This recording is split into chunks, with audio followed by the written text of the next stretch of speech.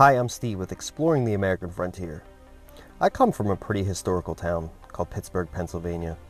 A lot of influential American history is found here, like the start of the Revolutionary War.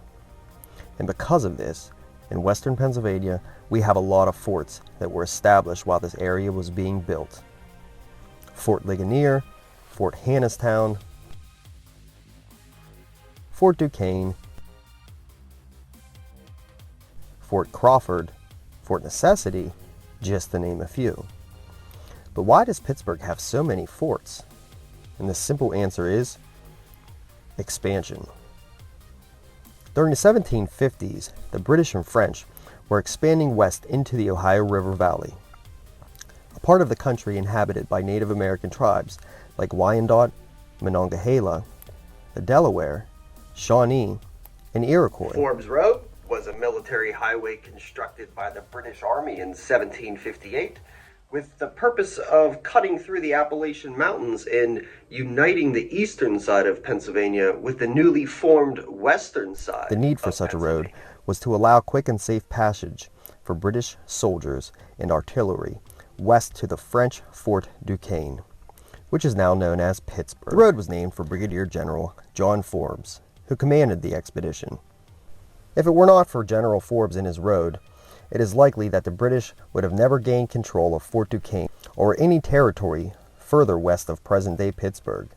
This likely means that the 13 colonies would have remained in British control and the United States never would have been formed.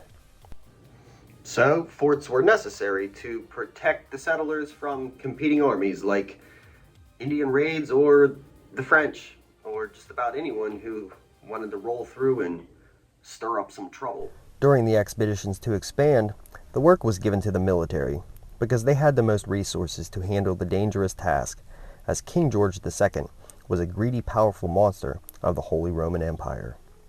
For 2 centuries after George II's death, history tended to view him with disdain, concentrating on his mistresses, short temper, and boorishness. Since then, reassessment of his legacy has led scholars to conclude that he exercised more influence in foreign policy and military appointments than previously thought, and his son George III oversaw the 7-Year War and Revolutionary War lost to the American Army. So the British military took it upon themselves to build a road from east to west to unite the east and west and take Fort Duquesne from the eventual goal of controlling the flow of goods into the New World settlements, and then tax them for being alive. Yes, folks, the British loved their taxes, but they were running out of people to tax in their own land, so they came up with the idea to incessantly tax the colonials. A brand new market. There were lots of forts along Forbes Road, but near Pittsburgh, the important settlement forts were Fort Ligonier, Fort Hannastown, Fort Armstrong, Fort Crawford, and Fort Duquesne. These forts started popping up because the Ohio River, Allegheny, and Monongahela rivers near Pittsburgh were home to so many valued natural resources. Everyone wanted a piece of the confluence trading route and a part of Fort Duquesne and the British goal route of heading towards the Great Lakes and west. Now let's take a moment and break down these specific forts to get a better idea of fort settlements in metropolitan Pittsburgh. Just north of Forbes Road, Fort Armstrong, near Kittanning, was established the 10th of May, 1816, by Colonel George Davenport and a workforce of 600 soldiers and 150 laborers. Built out as a 300-foot square stone and timber fort with blockhouses on 3 corners, usually garrisoned by 2 companies of regular troops. An Indian factory was added in the spring of 1822, but terminated before the end of that year when the Indian factory system was discontinued. The fort was used as a military headquarters during the Black Hawk War of 1832 and was the scene of the cholera outbreak that killed 189 that year. The treaties that ended the Black Hawk War were signed, and with the Ho-Chunk September 15th, 1832, and Sauk and Fox, the 21st of September 1832, at Fort Armstrong. Fort Armstrong was abandoned by the federal troops on the 4th of May, 1836, but continued in use by militia until 1845. The remains of the old fort were destroyed by fires in 1855 and 1859. Down the Allegheny, their neighbors in William Crawford set up a fort earlier in the spring of 1778. As the inroads of the Indians seemed to increase, one of the first duties assigned Colonel William Crawford was the building of this fort. General McIntosh was then in command of the department, with headquarters at Fort Pitt. Colonel Crawford, taking with him a small party of men, went up the river to determine the most eligible site for the post, and began its erection.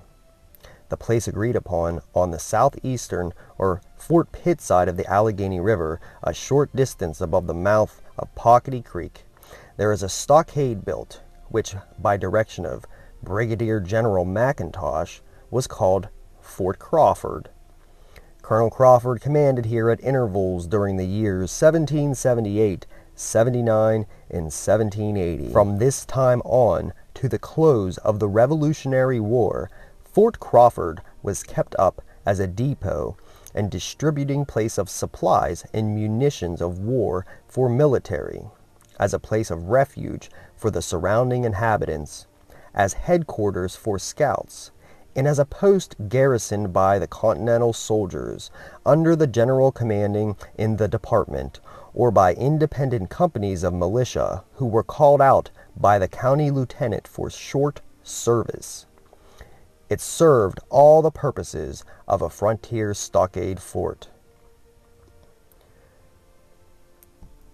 Fort Hannastown was established in 1774 in Westmoreland County, Pennsylvania, during Dunmore's War, a conflict between colonials of Virginia and the Shawnee and Mingo Indian tribes. Hannastown was a village founded in 1773 along Forbes Road, the main route into the Ohio country from eastern Pennsylvania. It became the first county seat of Westmoreland County and the first English court west of the Allegheny Mountains. It was named for Robert Hanna, an early settler whose tavern was also served as Westmoreland County's first courthouse. At the time of Dunmore's War in 1774, Arthur St. Clair directed that a fort be built at Hannastown in preparation for possible Indian attacks. The town became a safe place for travelers, settlers, and those seeking justice and order in the often chaotic environment of the western Pennsylvania colonial frontier. The fort took on added significance during the American Revolution and became an important center for the recruitment of militia for the Western campaigns against the British in Detroit and their Native American allies. From early in 1776, there were quarters at the fort for the accommodation of the regulars of the 8th Pennsylvania Regiment and other militia companies. It also became a supply depot.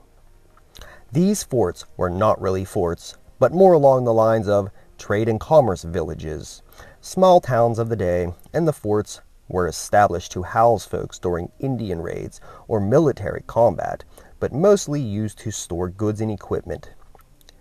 Fort Ligonier.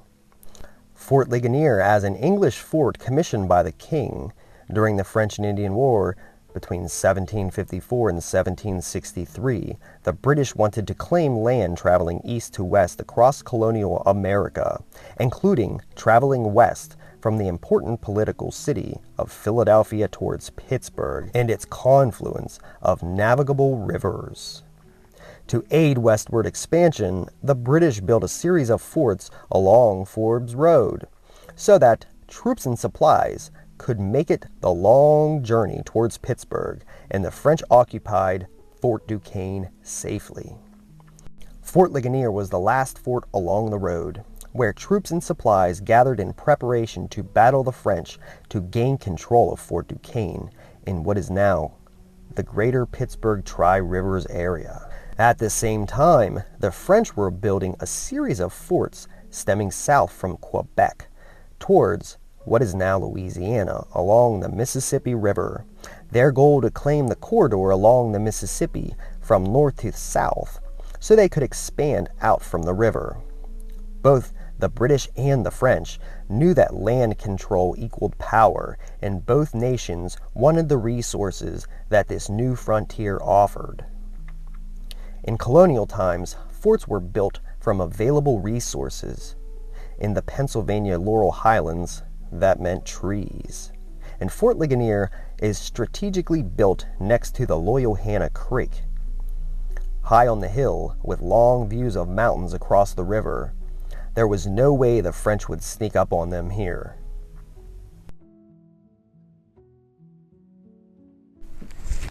Hi, hello there. Hi, I'm Steve with Exploring the American Frontier. And I built this fancy new studio. So I wanted to go ahead and try it out. See how you guys liked it. Today, we're going to talk about Fort Necessity. I recently went to Fort Necessity, and I learned that Fort Necessity is not a fort at all. It was actually a storehouse. Whenever they were building Forbes Road, there was a battle in Jumonville. At this battle, Jumonville died, and George Washington took the blame. Well, Jumonville's brother, he was ticked. So, he was going to go take down Washington.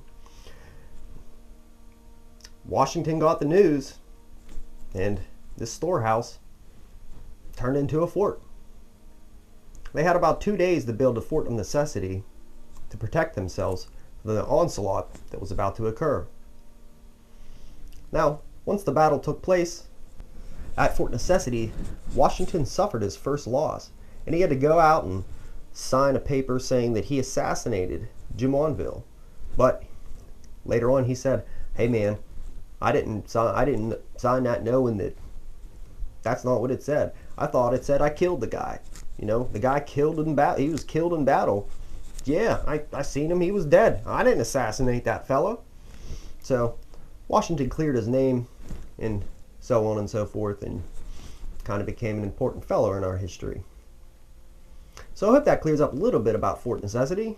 If you want to learn more, go ahead and check out my full video, an hour and a half, where we visit and go over every detail about everything there is to know about Fort Necessity. Now onward, down Forbes Road to Fort Duquesne. Then of course we have the French establishment, the great Fort Duquesne, housed on the confluence of the three rivers. Fort Duquesne, Pennsylvania was established by the French in 1754 at the junction where the Allegheny and Monongahela rivers come together to form the Ohio River in what is now downtown Pittsburgh. This confluence of rivers had long been seen as an important point for controlling Ohio country for both settlements and trade. During the late 1740s, William Trent, an Englishman engaged in the fur trade with Ohio country Indians, built a trading post at the headwaters of the Ohio River, where he and other English traders quickly prospered. Both the French and the British were keen to gain the advantage in this area. However, the French claimed it as theirs. In the meantime, the British colonies to the east often granted land indefinitely to the west, setting the scene for conflict.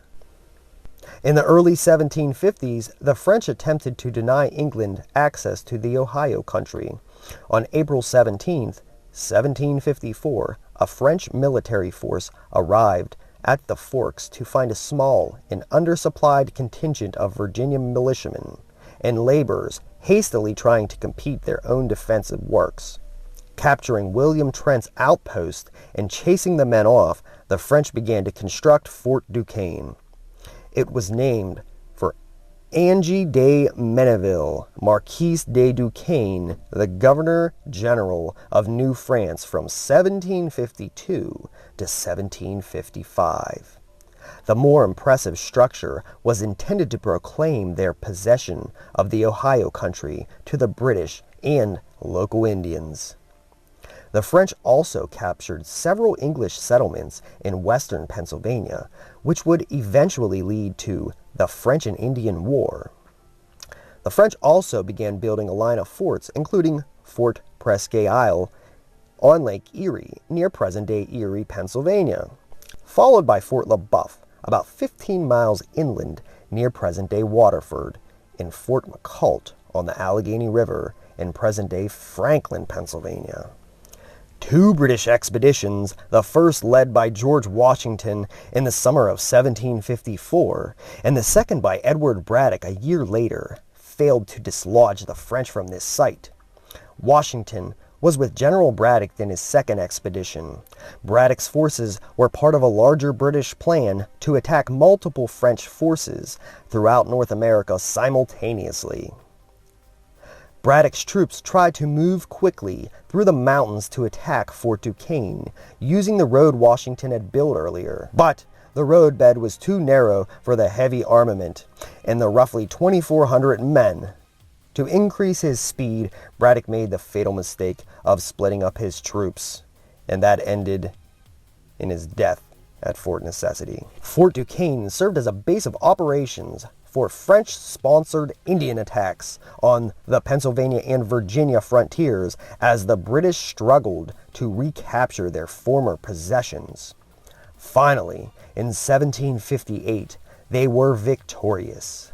On September 14, 1758, the British attacked the post as part of a large-scale British expedition with 6,000 troops led by Brigadier General John Forbes to drive the French out of the contested Ohio country and clear the way for an invasion of Canada. This is a brief history of the forts along the area that would now become known as Pittsburgh, Pennsylvania.